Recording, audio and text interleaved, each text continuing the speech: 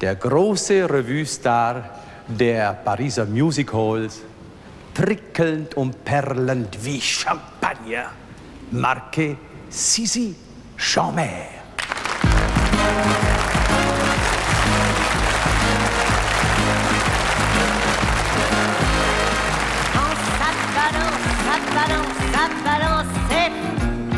Hello everybody and welcome back to this channel, the channel where we celebrate the extraordinary Miss Diana Ross, but not today. Today we are, I'm back in Paris. I was in the Canary Islands where I did my last video, and here in Paris, well, it is bubbling over with champagne and the Olympic Games, and of course a little bit of controversy. And I wanted to today talk about, focus on the incredible tribute that Lady Gaga gave to our very own queen of the musical, Zizi Jeanmaire, who is an extraordinary lady who passed away at the age of 96 in 2010, and she really with her husband created something absolutely magical. She had a bit of a career in the United States. She went to Hollywood. She didn't make it that big, and I think because there was already a French Zizi Jeanmaire, Leslie Caron, and also her name was very hard to say. Dean Martin famously called her Zizi Jeanmaire. When I saw Lady Gaga perform, I was just so thrilled and so touched that this incredible artist that is Lady Gaga, who always pays tribute to the women who were before her, and like she did with Liza, like she did with Barbara, and maybe like she will do one day with Diana. But last week it was Zizi Jeanmaire. So first, before anything, I just want to, because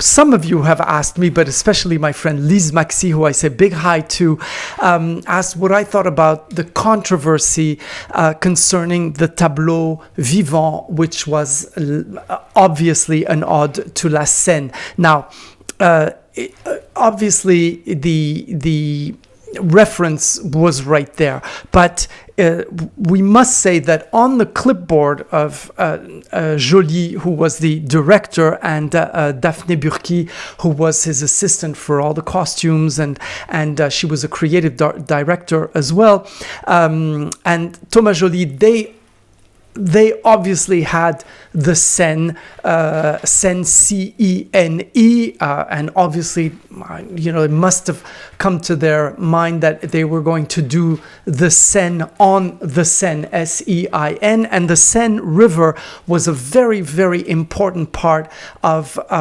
this whole opening. First of all, it was the very first time that an opening was not done in a stadium, and we must really think, see how incredible of a task that was. And the weather, which has been beautiful ever since, was absolutely awful. Now, it was raining, but it was pouring so heavily. This was like an autumn kind of storm. It was really raining hard, and it fell down really heavily. So the painting that they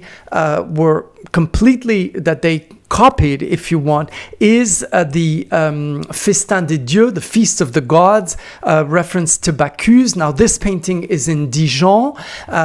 Dijon is the city that is famous for its mustard, and this painting is in a museum since 1938. It's nothing special. It is, as you can see, among many other paintings. This museum is free, and it is just filled to capacity. They don't know how to deal with the amount of people who are trying to get in and to get selfies. So it's a pretty good thing, because that really means that people are interested in art, no matter how it comes to you. It is now. This painting was done by an artist from the Netherlands in 1630 approximately, and his name was Jan van Biegert. So when you see the painting, which I posted, you can see that it's really precisely that, the way they are put together, and there's some gestures, the arms raised and all.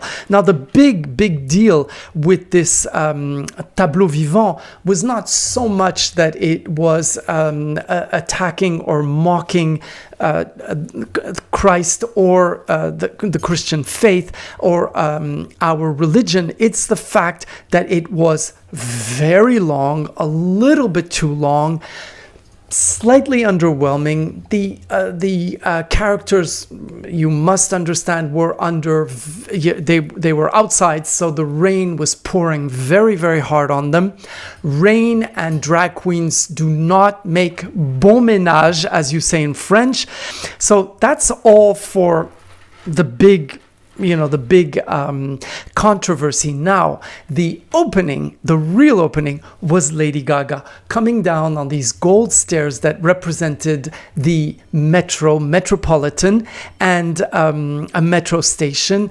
And she was singing the song Mon Truc en Plumes, which was created by Zizi Jeanmaire and by her husband Roland Petit, who is a choreographer. And they both met in 1933 on the very first day that they both arrived in the School of the Opera of Paris as children, 8 and 10 years old, and they were married for over 70 years. An incredible love story and work relationship. She was his muse, and she was, of course, a classically trained ballet dancer, but he made her become this queen of music hall. Now, there can be a few comparisons with Eartha Kitt in the way that she sang. She did a lot of and she was also the woman who loved jewels, diamonds, men, the way that Eartha did. And I don't know if they ever met, but obviously you can find similitudes to both women and their personalities. Now, Zizi had short black hair her entire life, and she wore a black sweater with that was a man's sweater, short to the hips, and to show her legs in black stockings and high heels. Now, right here is a picture of me as a 13-year-old boy, and right next to me is not Zizi Jeanmaire, it's my very own mother, and she was often told that she resembled Zizi Jeanmaire, and actually someone who had known them both wanted them to meet. It never happened. They never met, but apparently Zizi Jeanmaire saw a picture of my mother and said that she found my mother much more beautiful. So I thought that was very, very sweet, and this is an extra special love that I have for Zizi, because of course when I see my mom, who was so beautiful there, she was in her early 30s, but she's still beautiful today, and she's just turned 80. Now, the song was created in 1961 in London, and the idea of Roland Petit was to have Zizi dancing with men that were completely dressed in black, masks including, so that all you saw were the fans, these pink fans, which they were going to play around in order to be dressing Zizi and look like she was having some kind of tail feather, some kind of headdress, side, feathers, and then sometimes they would wrap her in, and it was done with only 3 pink fans. Now, she came back to Paris. It was a huge hit in London, but the song is an English song, and the title was My One True Love. So it sounded more like my one true love, my only love forevermore. So it was kind of a little bit silly, and so Roland Petit went back to Paris and asked one of his composers. He said, look, the whole number is based around feathers, so find a song to sing about feathers. And he said, well, that's not going to be very easy. And he said, well, she's walking around and dancing around with this thing of feathers. And then he said, well, that's the title, Mon Truc en Plumes, which is my feathered thing. And so truc is a slang word for a thing or a thingamajig or a something or what you may call it. That's what you would say. So he said, well, that's the title, Mon Truc en Plume. And then they wrote the most charming song in which the lyrics are, my feathered thing, feathers of a panther belonging to a billionaire, my feathered thing, nothing in my hands, everything in the hips, my feathered thing, come on in and sleep inside, my feathered thing, it's sacred, you cannot touch, but you can look. And it's all about this very how shall I say, this thing about feathers, but you don't really know exactly what she's talking about.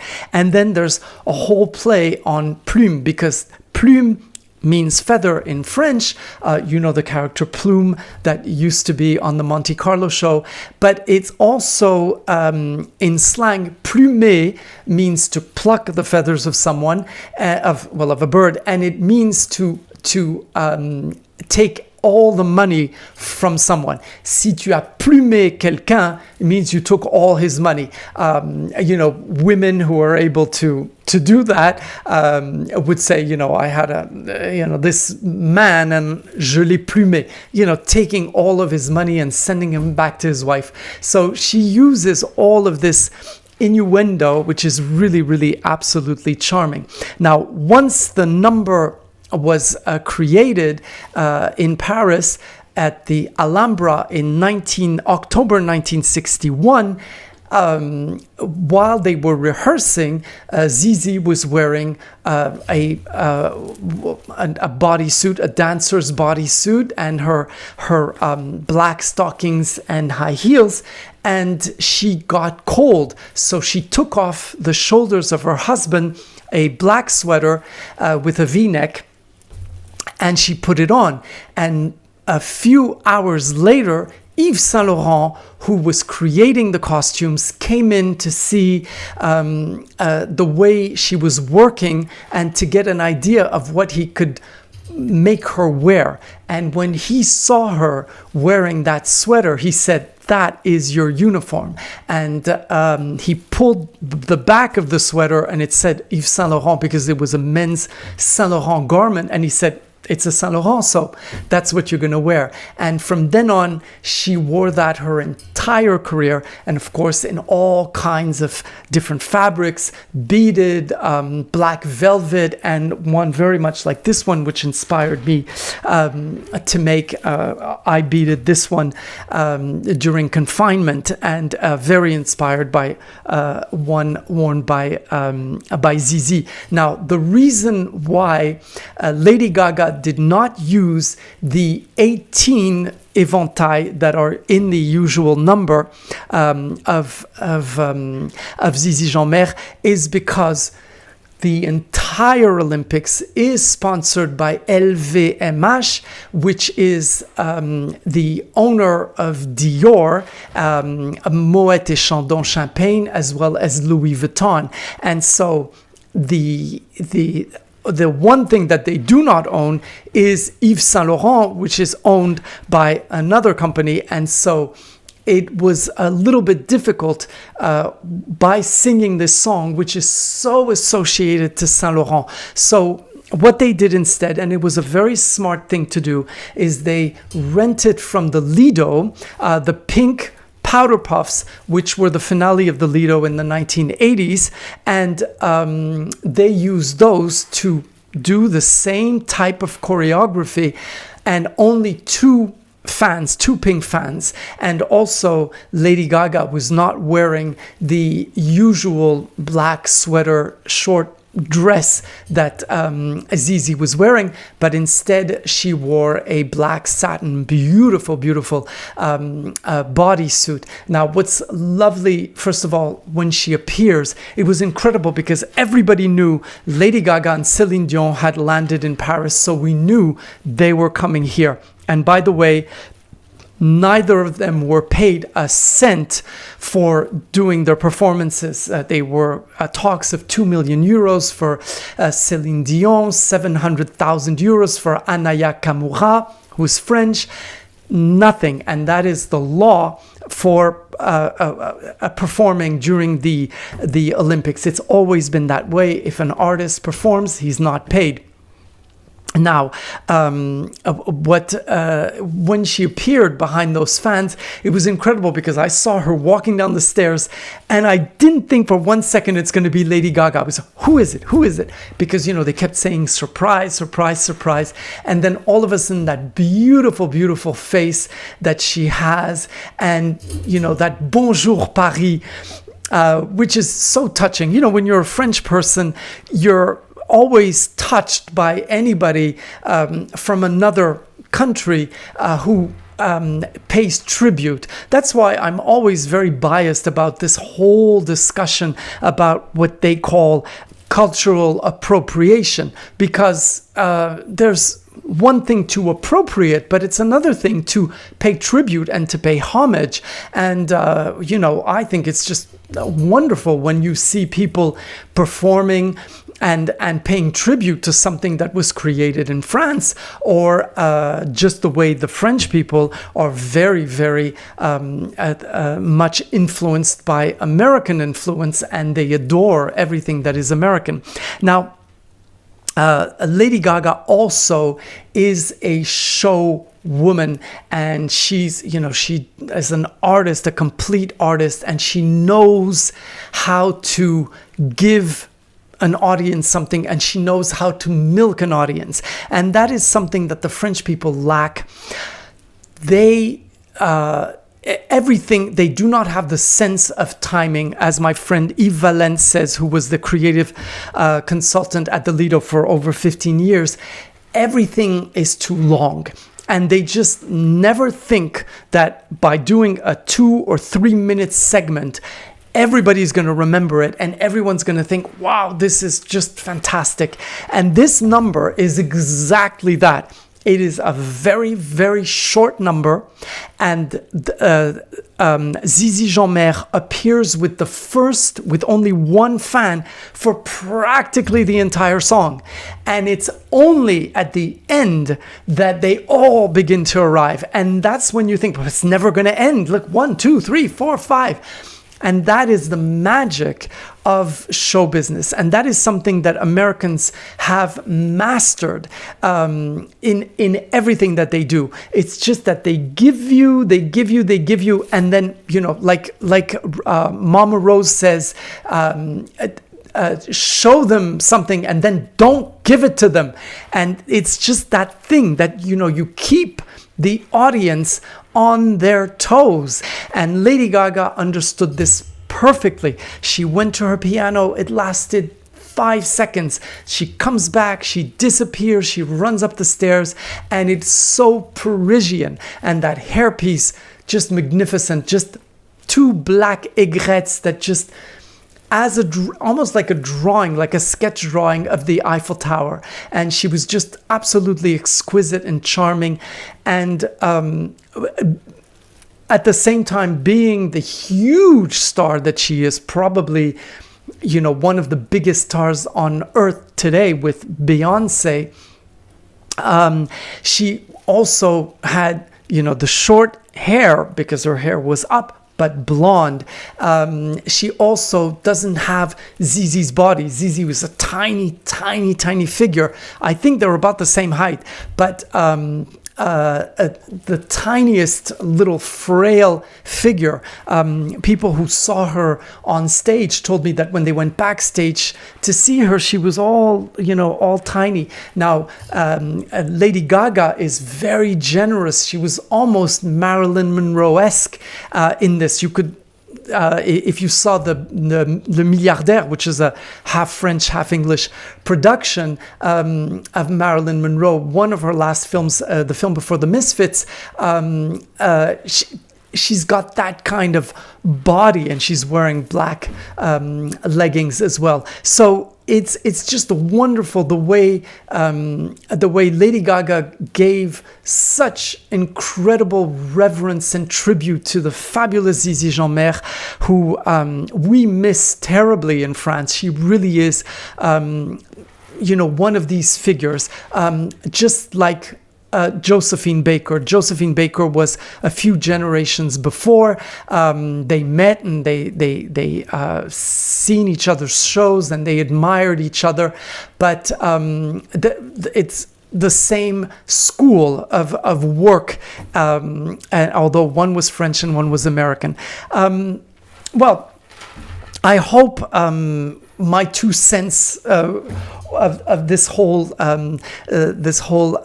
story was not too boring. It was for me the entire opening of this show. This was the most exciting and the most phenomenal, and of course something to be said about Céline Dion. She looked beautiful in a magnificent Dior gown that was designed especially for her.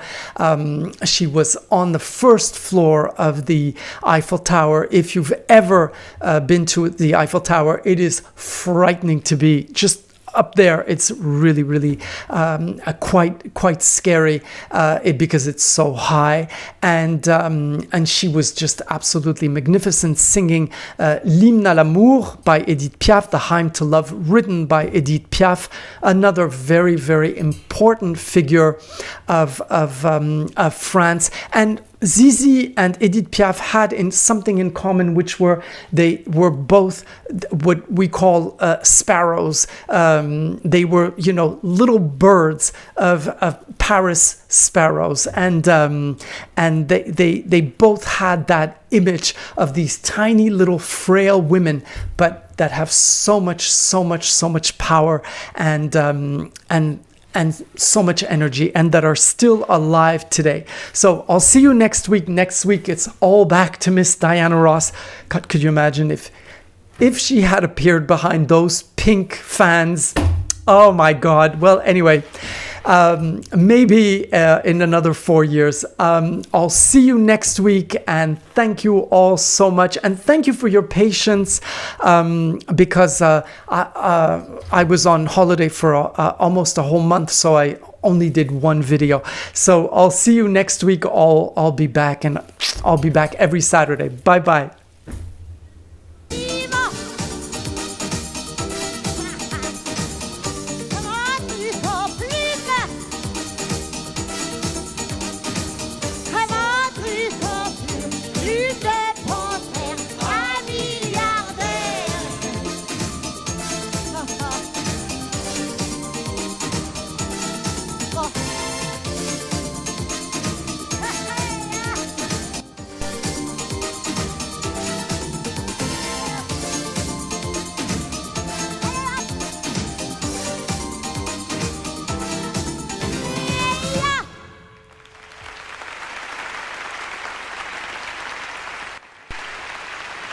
Wel, en